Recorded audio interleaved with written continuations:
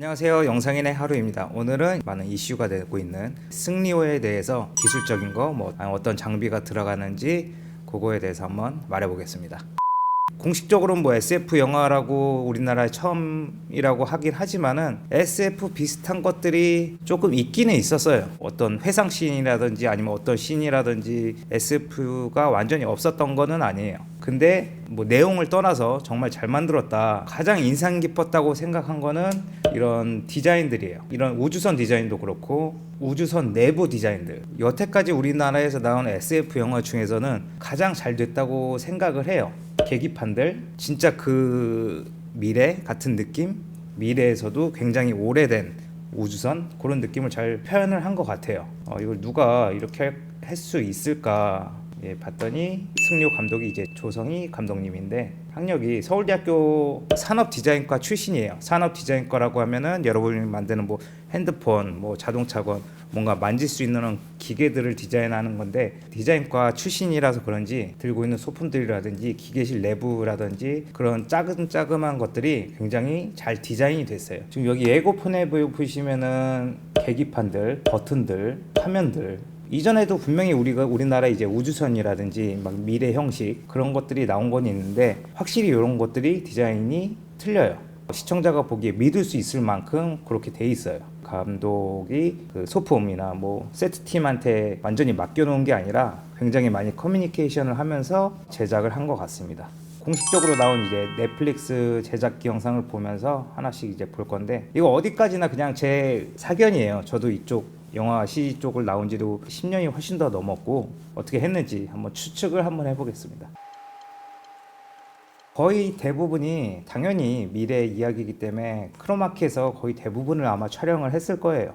요거 때문에 한 두세 달 서울 외곽 쪽에 하나 빌려서 세트장에서 촬영을 했을 거고요. 아무래도 우주선 공간 아니기 때문에 공간이 굉장히 협소할 거예요. 그래서 제가 그냥 추측할 때는 촬영 장비라든지 조명 장비라든지 그립 장비를 크기를 최소화할 거예요. 가장 작은 것들을 조금 우선적으로, 왜냐면 좁은 공간 안에서 왔다 갔다 해야 되고 액션도 많기 때문에 카메라도 제가 봤을 때 핸드헬드나 스테디캠을 많이 사용을 했을 거예요. 짐벌 같은 거보다는 바로바로 반응할 수 있는 스테디캠을 많이 사용을 했을 거고, 카메라도 역시 시네마에서 쓸 수 있는 것 중에서는 가장 작지 않을까. 알렉사 미니 아마 라지 포맷을 사용한 것 같고요. 그리고 지금 이거는 굉장히 CG가 많이 들어가요. 배경으로 CG 심는 것도 있고, 당연히 미래이기 때문에 합성도 많을 거고. 그래서 이런 SF 영화 같은 경우는 굳이 카메라나 렌즈에 너무 힘을 뺄 필요는 없어요. 너무 좋은 걸 쓴다거나. 왜냐하면 어차피 여기에 합성을 하고 CG 들어가고 하면 렌즈의 느낌이나 카메라 같은 경우에 많이 묻히기 때문에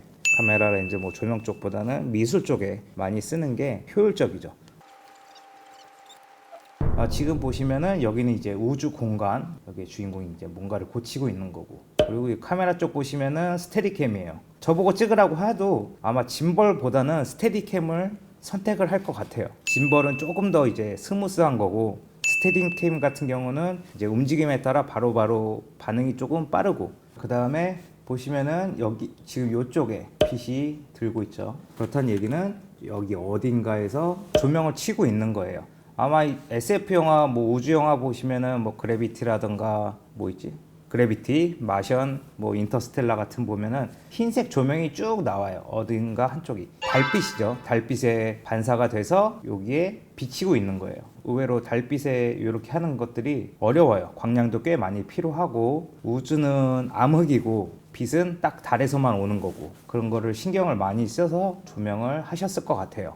그다음에 렌즈 같은 경우는 많이 사용하는 아리사의 렌즈일 것 같아요. 이제 아리의 프라임 렌즈, 단 렌즈를 많이 사용을 해요. 지금 이거 같은 경우 이제 카메라 쪽을 보시면은 카메라는 똑같은 것 같은데 렌즈가 바뀌었어요. 제가 생각했을 때는 지금 여기에 나오는 렌즈가 토키나에서 나오는 시네마 줌 렌즈일 것 같아요. 메이저 상업 영화에서 많이 쓰이는 건 아니에요. 메이저에서 거의 대부분 단렌즈를 많이 사용을 하지만 줌 렌즈는 아리, 훅, 앙제뉴 이쪽에서 사용을 하는데, 요거는 사실 비싸긴 하지만 그래도 상업 영화에서 쓰기에는 굉장히 저렴한 줌 렌즈긴 해요. 나온 지도 꽤 됐고, 돈이 없어서 이런 것보다는 토키나 시네마 줌 렌즈가 굉장히 짧아요. 이런 것들을 이제 많이 사용을 하는데 거의 이거에 뭐 2.5배, 2배 이상이 돼요. 그래서 아마 이 촬영 감독님이 토키나 많이 사용하지 않는 이 토키나 시네마 줌 렌즈를 사용한 이유가 공간이 협소하다 보니까 아무래도 길이가 짧은 토키나를 선택을 하셨을 것 같아요. 지금 여기에 보시면은 지금은 이제 짐벌이죠. 아까는 이제 스테디캠이었고 이거 같은 경우는 이제 짐벌이고, 그 이유는 이동을 굉장히 많이 해야 됐을 거예요. 아까 스테디 캠 같은 경우는 굉장히 동선이 좀 짧았을 때 스테디 캠을 썼을 거고, 이거 같은 경우는 동선이 여기서부터 여기 뛰어가야 되니까 그렇기 때문에 짐벌을 사용을 했을 것 같아요. 물론 이제 스테디 캠으로 동선이 긴 거를 따라갈 수는 있어요. 근데 요거 같은 경우는 액션이 과하기도 하고 플러스 이제 카메라도 움직임이 있을 거고, 그렇기 때문에 스테디캠보다는 아마 짐벌이 효율적이었을 거예요. 지금 여기 보시면 이건 실제 뭐 CG도 아니고 진짜 촬영본도 아니잖아요. 스토리보드 다음에 시네마틱인데 이것만 따로 하는 회사도 있어요. 요즘에는 이제 스토리보드까지 다 하고 진짜 촬영을 하고 진짜 카메라랑 렌즈랑 어떤 몇 미리로 촬영을 했을 때 어떻게 나올까 조금 더 정확하게 이렇게 시네마틱으로 많이 해요. 그래서 아까 이렇게 보고 이렇게 하면 되겠다. 얘가 뭐 얘네 둘 나올 때 로버트가 이렇게 나오면 되겠다 해서 이렇게 찍자 해서 실제 이렇게 찍는 거고. 근데 보시면은 시네마틱이랑 좀 달라졌죠. 여기에는 두 명 있고 이쪽에서 나오는데 실제 촬영본에는 이렇게 셋이 이렇게 나온 걸로. 이렇게 보고 앵글이 조금 별로다 해서 이렇게 나오지 말고 이렇게 나오자 해서 바꿀 수도 있고. 그렇기 때문에 시네매틱을 많이 사용을 합니다. 우리나라도 이제 CG가 발전하긴 했지만 비용이나 인력 그런 거에 차이가 있기 때문에 완전 헐리우드 같은 그런 그 퀄리티까지는 아니에요. 그래도 우리나라가 만든 SF 영화 중에서는 꽤 퀄리티가 좋다. 그래서 어디에서 했나 보면은 여러분들도 이제 영화 뭐 배우가 누구 나오냐 이제 그런 거를 이제 신경 쓸 수도 있겠지만, 그래도 영상 쪽 만약에 일을 하시는 분이라면 영화 끝나서 크레딧 지나갈 때 그냥 넘겨버리지 마시고 이게 어디서 만들었구나 누가 했구나를 한번 크레딧 올라가는 것까지 한번 보면은 굉장히 좋아요. 그리고 뭐 찾아볼 때도 이제 KMDB 한국 영화 뭐 데이터베이스 그건데 거기에 보면 크레딧이 쭉 나와 있어요. 그런 것도 한번 보면서 어디서 했구나 누가 했구나 그런 걸 한번 알아보면 좋다. 이제 크레딧에 보면 시각 효과 이제 CG를 덱스터 했죠. 아마 영상 쪽 잘 모르시는 분들도 영화 조금 보면 이 덱스터가 많이 나오는 거를 아세요. 지금 여기에 보시면은 그냥 제가 추측하기로는 합성팀이에요.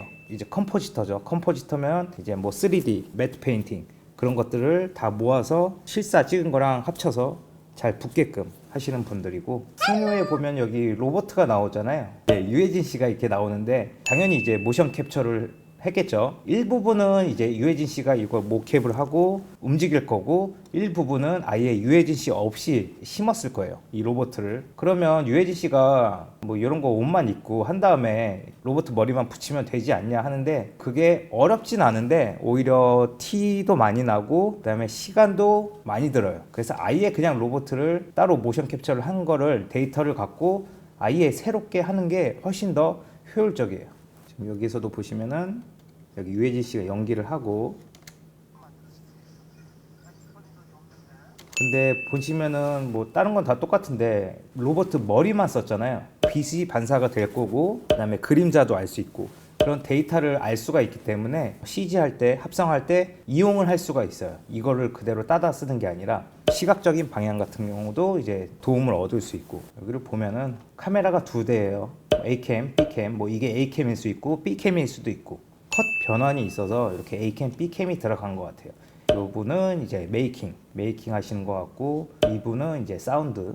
이게 유압으로 움직여요. 전체 세트가 우주선 움직이는 걸 조절을 하려고 이 분이 이제 컨트롤 하시던 그런 것 같아요. 여기 또 조명팀이겠죠. 여기 밑에 보면 흰색 스티로폼 같은 걸로 반사판 해주고 있고요. 지금 보시면은 이제 연출자 모니터인데 이 영상의 정상적인 프레임이 아마 이 13.976일 거예요. 96 프레임이라고 돼 있잖아요. 요 같은 경우는 당연히 우주 공간이니까 지구 현실처럼 공간인처럼 이제 움직임이 중력이 있기 때문에 그거랑 조금 다르게 했을 거예요. 96 프레임으로 해서 슬로우처럼 하면은 우주선의 움직임, 중력이 없는 그런 움직임이 되겠죠. 아마 그렇게 설정을 하신 것 같아요. 뭐 뭐 CG로 할 수도 있고 아니면 이렇게 프레임 수를 다르게 해서 우주 공간을 표현했을 수도 있고 뒤에 와이어 사람이 뭐 천천히 움직이면서 우주 공간을 했을 수도 있고 물속에서 하는 경우도 있어요. 물속에서 해서 유형을 한 다음에 당연히 물속에 있으면은 이제 공기방울이 있겠죠. 그런 거를 이제 지우고 우주처럼 하는 경우가 있어요.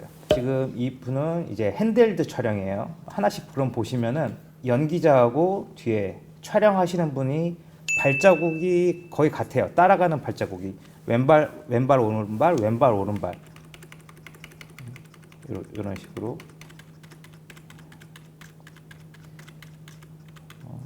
왜냐면 그 앞사람 연기자하고 동작을 맞추려고 그래요. 시청자가 보기에 덜 어색하고 움직임을 느낄 수가 있기 때문에 이 앞에 연기자는 왼발이 먼저 나가고 뒤에 촬영한 핸드헬드 촬영자분은 오른발이 먼저 나가고 그러면은 뭔가 이게 서로 안 맞아서 촬영하시는 분이라면 이렇게 핸드헬드로 촬영해야 하는 상황이라면 액션 같은 거를 같이 맞춰주시는 게 시청자가 보기에 자연스러워져요. 지금 여기 보시면은 위에 천장에 많이 달아놨죠. 진짜 별빛이 움직이는 거 아니면 위에 우주선이 뭐 왔다 갔다 한다던가 보시면 이렇게 지금 깜빡깜빡거리잖아요.